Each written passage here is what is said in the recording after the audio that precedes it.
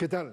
Les habla Jorge Gestoso. En el programa de hoy, Venezuela tras la elección presidencial con otro notable invitado, Franco Bielma, sociólogo desde nuestros estudios en Caracas. Franco Bielma, una cálida bienvenida al programa. Gracias por la invitación, un placer estar acá. Franco, ¿cómo resumes tu percepción de lo que ha sucedido ayer domingo en la jornada de la elección presidencial que, en definitiva, le dio la victoria a Nicolás Maduro? Bueno, yo creo que ha sido una importante medición de fuerzas políticas, es decir, fue una elección muy esperada, fue una elección muy competitiva. También, por supuesto, es una elección donde se puso a prueba la institucionalidad nacional y, si se quiere, la correlación de los actores políticos que forman parte de la vida del país. La población tuvo un rol, si se quiere, destacado, dado que hizo una elección, vamos a decirlo, bastante pacífica, bastante organizada, impecable en términos desde el punto de vista de participación, y también, por supuesto, sirve pues para reflejar el nivel de maduración política que ha tenido nuestro país en los últimos años. Participación, según el Consejo Nacional Electoral, el CNE, 59%. Comentario. Sí, bueno, es una participación que está estimada considerando que existe un importante número de electores fuera de Venezuela que no han cumplido, si se quiere, con los requisitos de aclarar su situación permanente en otros países, y eso les ha impedido, según la norma electoral venezolana, cambiar su situación como electores en el extranjero. Sin embargo, las cifras refieren que probablemente 7 de cada 10 electores en el país habrían participado en la elección, y eso está en un estándar de participación bastante alto. Desde el punto de vista organizativo, ¿cómo defines cómo transcurrió la jornada? Creo que se realizó de manera muy organizada en el sentido del desarrollo técnico de la elección, la instalación de las mesas, la instalación del personal y recurso humano que hizo la elección, que representó a los actores políticos, es decir, 91% de las mesas, según la Plataforma Unitaria Democrática, tuvieron testigos de la oposición venezolana. Otros partidos y organizaciones de la oposición también tuvieron presencia, completando prácticamente un 100% de las mesas con testigos y miembros de mesa opositores, quienes en conjunto con personas representantes del oficialismo formaron parte pues, de las mesas con el acompañamiento y presencia técnica del CNE. Eso, desde el punto de vista de organización de la elección, refiere, si se quiere, pues el desarrollo institucional de acuerdo a las normas electorales. Otra cosa es el desarrollo en el espectro de lo social, es decir, una elección donde los actores políticos llevaron a sus votantes, los acompañaron, sirvieron pues para, digámoslo así, organizar el proceso del voto y, por supuesto, el proceso de defensa del voto, presencia en los centros electorales, que en la mayoría de los casos se desarrolló de manera tranquila, mientras que en algunos otros pocos lugares hubo tensiones, si se quiere, sin hechos que lamentar. Históricamente, ¿la población de ciudades tiende a votar más que la población rural de la misma forma, o todo lo contrario? ¿Se dio el mismo patrón a través de esta jornada del domingo? No, en realidad el patrón de las elecciones en Venezuela refiere que la participación suele ser más alta en los entornos periféricos, rurales del interior de los estados, ¿no? Digámoslo así, que existen otros desafíos logísticos que lidian las personas que viven en la ciudad, es decir, agendas personales, tiempo disponible y otras razones, que en muchos casos hace que la participación de ellos sea ligeramente menor.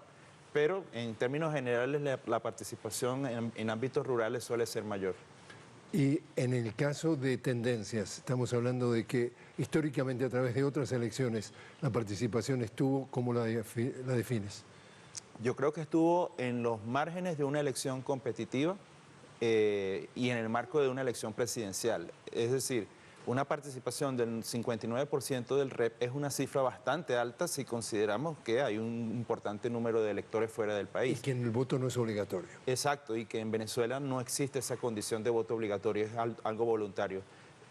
Otras elecciones son menos competitivas o tienen menos participación porque existe un interés diferenciado de los electores. No es lo mismo elegir, por ejemplo, gobernadores de provincia o alcaldes de municipio a elegir el presidente de la República o elegir el Parlamento.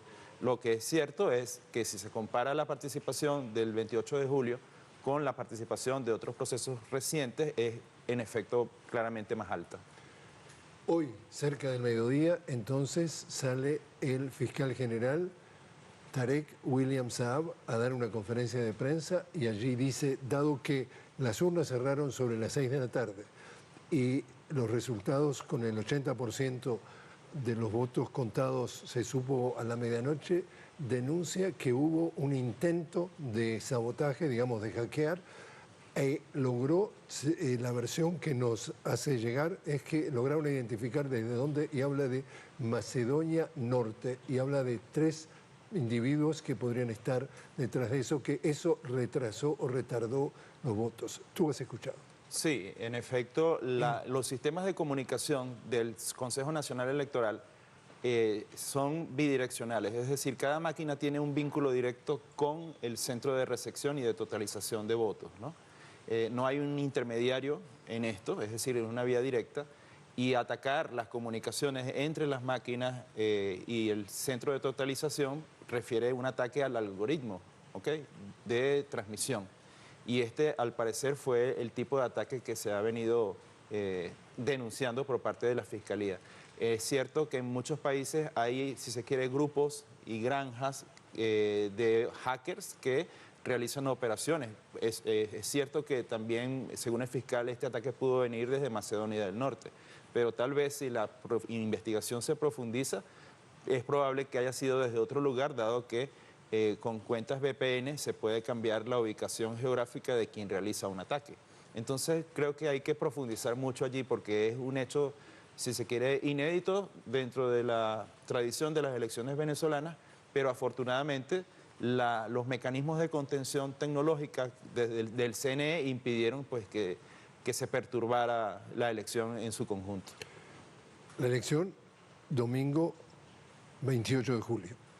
Pero se llega a esa elección, ¿en qué contexto que ha precedido? Hay un contexto de país que se define a través de un acumulado adverso en cuanto a las condiciones materiales y existenciales del gobierno y de la sociedad venezolana. Es decir, con un bloqueo económico que significa la pérdida de más del 90% del ingreso de divisas al país, con un ataque multidimensional, comunicacional, institucional, diplomático, que ha existido sobre Venezuela durante los últimos años. Obviamente se trató de debilitar la base de apoyo del gobierno en ejercicio y también se trató de construir instancias de gobernanza paralela, gobiernos interinos, fake, asambleas electas en el año 2015 y que hasta el presente se siguen proclamando como Asamblea Nacional de Venezuela. En efecto, todas esas condiciones que trataron de alguna manera de distorsionar la institucionalidad, generar choques de poderes y generar conmociones en el país, han sido parte pues, de todo el proceso. Creo que fue una elección realizada contracorriente de todas esas condiciones y el acumulado adverso. Fue además una elección que se organiza incluso contra acciones concretas de sabotaje de la misma elección que fueron muy anteriores al 28 de julio. Es decir, se decía que no iban a haber elecciones, que se iba a inhabilitar un partido de un candidato opositor, que se iba a excluir de la lista de candidatos a un candidato opositor. Todas estas cosas se presentaron como, si se quiere, actos anticipados de legitimación y de cuestionamiento de la elección antes de la fecha. Entonces, es evidente que fue una elección realizada contra viento y marea.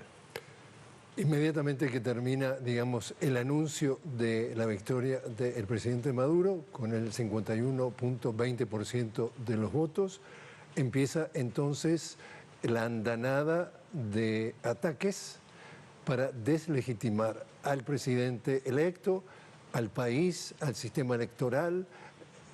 Tú le dices lo que quieres decir, ya sea a nivel interno, a nivel nacional, a nivel regional, en nuestra América Latina, a nivel internacional, y dice el presidente Maduro cuando acepta la proclamación, precisamente sobre el mediodía de hoy, dice, lo curioso, entre comillas curioso, es que los 60 países que inmediatamente que hay un señor que se para en la esquina y se declara presidente, inmediatamente reconocen a ese sujeto, son los 60 países que hoy están tratando de echarle lodo a la legitimidad de esta victoria. ¿Te parece curioso? muy curioso y además preocupante. ¿Ok? Ninguno de estos países pidió actas para proclamar a Guaidó. ¿Ok? De hecho, algunos de estos países tampoco pidieron acta al gobierno estadounidense cuando pasaron 3 semanas contando papeletas manuales, ¿ok?, para decir o proclamar o anunciar que el presidente Biden había sido electo en el año 2020. Ellos nunca le pidieron al gobierno estadounidense algún tipo de acta, ¿no? Refiere contradicciones en la política y además doble rasero.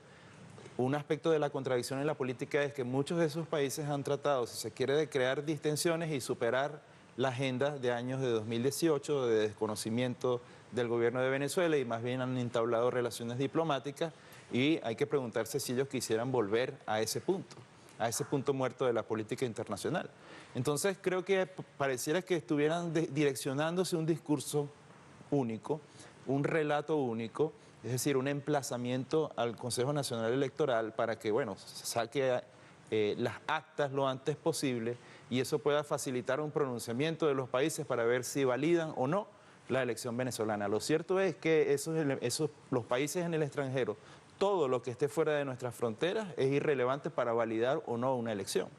Es decir, el resultado será, en el caso de Venezuela, legal, legítimo, independientemente de lo que digan estos países. Porque hay una palabra que es condescendencia, que es mirar, digamos, desde el hombro para abajo. Es decir, acá hay una especie de actitud que no es nueva, pero quizás curiosas, que se atribuyen el derecho a meterse como injerencia en la vida de otros países, en los procesos electorales, como cosa normal, cuando en realidad los demás países no lo hacen. Por ejemplo, vuelvo y repito por haber estado reportando sobre eso. Cuando gana Biden en la última elección presidencial, el expresidente Trump dice: yo no acepto los resultados. Y está participando en esta elección de noviembre y ya ha dicho: ¿lo vas a aceptar? Y dice: no sé, si es transparente y justa, sí. Y deja abierta la puerta. Es decir, estos antecedentes no cuentan a la hora de meter sus narices en soberanías que deberían respetar. Claro, lo que hay es un proceso estructurado de debilitamiento de las instancias electorales en varios países. En el caso de Estados Unidos hubo razones particulares que prácticamente sirvieron para debilitar la credibilidad de los sistemas electorales de cada uno de los gobiernos estadales, ¿no? Porque no existe una autoridad federal única. En el caso de Venezuela es una situación completamente distinta. Lo único que sí es, vamos a decirlo, muy sobresaliente en este caso, es que la cohesión en el discurso de presionar al ente electoral venezolano es un tema de consenso en las vocerías de relaciones internacionales de varios países. Y esto también refiere una importante debilidad de sus propios servicios diplomáticos. Sus propios servicios diplomáticos en Venezuela han debido advertirles a sus cancillerías que en Venezuela lo habitual es que cada vez que termina un proceso electoral ocurre un proceso de 48 o 72 horas para que los resultados aparezcan de manera digital, centro por centro, mesa por mesa, tal como lo anunció el presidente del Consejo Nacional Electoral. Entonces, es una carrera, si se quiere, contra el tiempo para el CNE, para sacar esos resultados, pero además lidiando con unas presiones que son completamente innecesarias y que lo que hacen es entorpecer, enturbiar el sistema de relaciones internacionales al crear una crisis y una conmoción en base a hechos no confirmados y señalamientos que están viniendo por parte de la oposición venezolana, que también tiene muchas debilidades, valdría mencionarlo. Franco, te pido hacer una pequeña pausa. Estamos hablando con Franco Vielma, directamente de nuestros estudios en Caracas. Franco, sociólogo, estamos hablando sobre Venezuela tras la elección presidencial. Enseguida regresamos.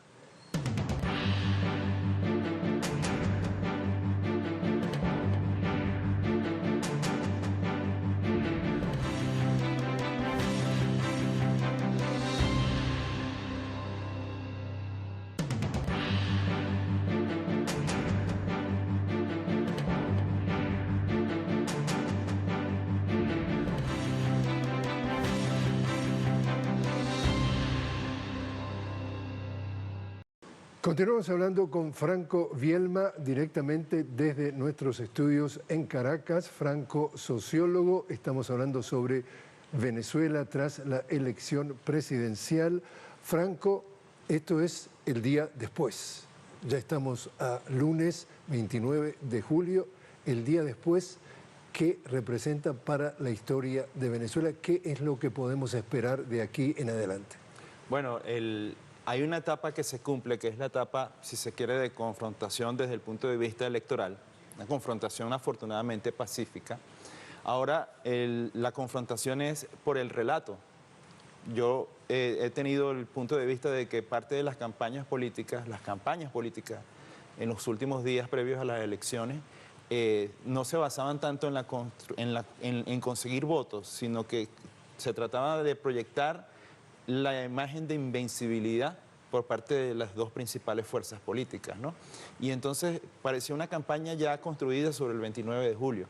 Ahora, al día de hoy, pues bueno, la opinión pública está, si se quiere, dividida, es decir, hay percepciones grandes, por un lado de victoria y por el otro lado de fraude. Y estas, vamos a decirlo, diatribas son, si se quiere, lamentablemente naturales en Venezuela, ya que en otros procesos también han ocurrido diatribas similares. Yo creo que en este pulseo por el relato también está subyacente el pulseo por la estabilidad y por la posición que fijen los factores de la política interna. A esta hora, ya la mayoría ya todos los candidatos, mejor dicho, opositores alternos a la plataforma unitaria democrática han reconocido los resultados. Y esto es, si se quiere, abona a la credibilidad de la elección, pero también a la estabilidad política e institucional que demanda un momento postelectoral en una elección que fue competitiva. Cuando el gobierno, es decir, cuando en la campaña electoral el candidato Nicolás Maduro promueve su agenda en caso de victoria y logra la victoria, desde el punto de vista, ¿qué agenda económica, social, política se puede esperar de aquí en estos 6 años que será su nuevo periodo de gobierno?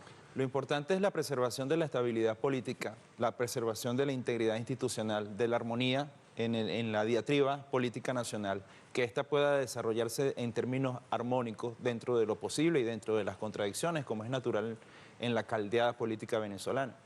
Esa estabilidad tiene la cualidad de poder seguir siendo base para seguir construyendo lo que se ha venido desarrollando en los últimos 2 años, que es estabilidad económica, mantener a Venezuela en la senda de crecimiento, 2 años consecutivos siendo el país de América Latina que más crece, recuperación de la estabilidad social, pero con el desafío de reconstruir, si se quiere, las condiciones de desarrollo social para que la recuperación alcance a todos los sectores sociales, para no dejar a nadie atrás, permitir que la población pueda recuperar lo que el bloqueo les ha quitado.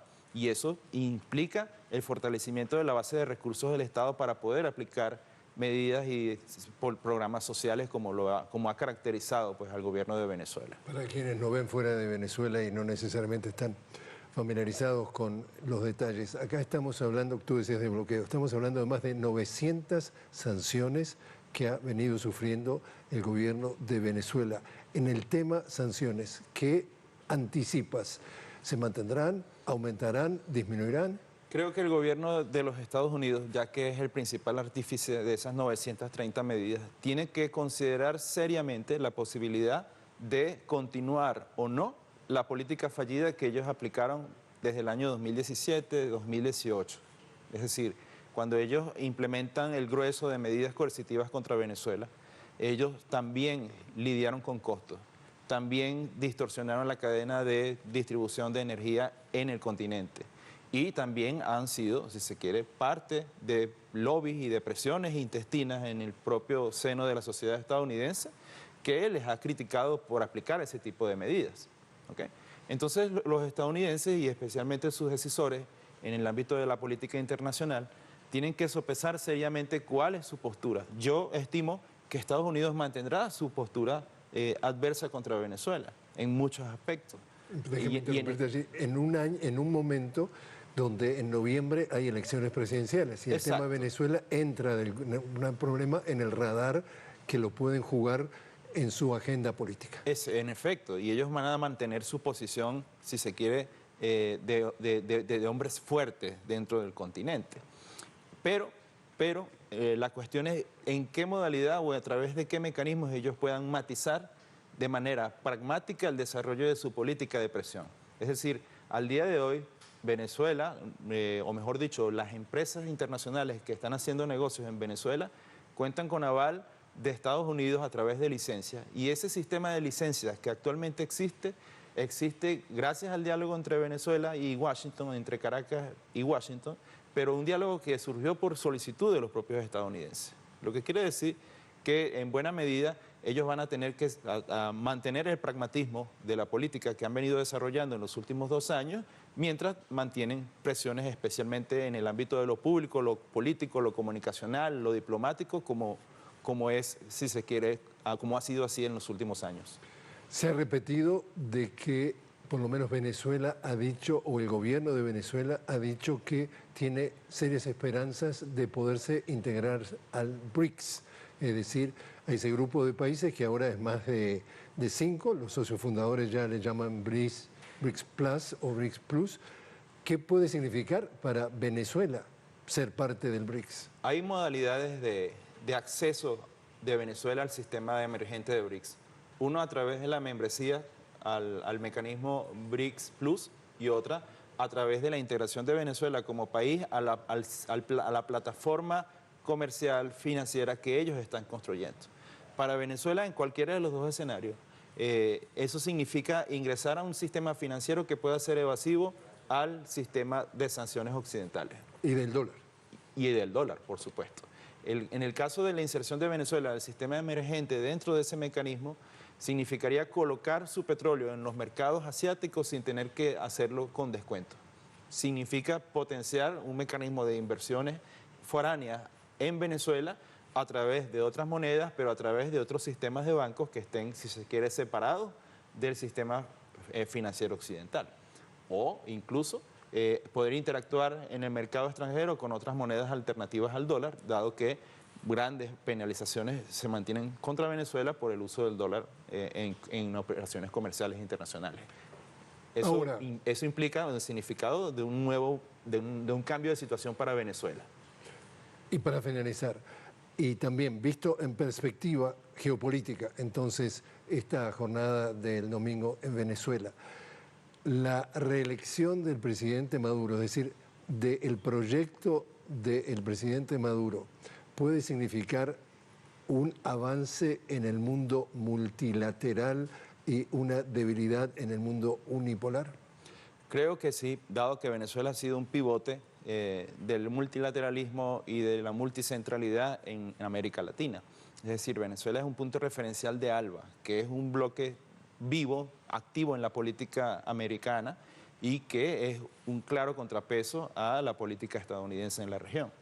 Venezuela, si se quiere, prescinde del sistema hemisférico propuesto por Estados Unidos y, vamos a decirlo, se aboga por construir un marco de relaciones con equilibrio y con centros distintos de poder. Para eso Venezuela debe mantenerse como referente en el ALBA y en el continente americano. Y esto reviste, pues, si se quiere, uno de los importantes desafíos geopolíticos de Venezuela, es decir, prevalecer para seguir contribuyendo en la configuración de un sistema mundo más equilibrado y distinto al que hemos tenido en las últimas décadas. Franco Bielma, muchísimas gracias por haber estado con nosotros. Un gusto estar acá.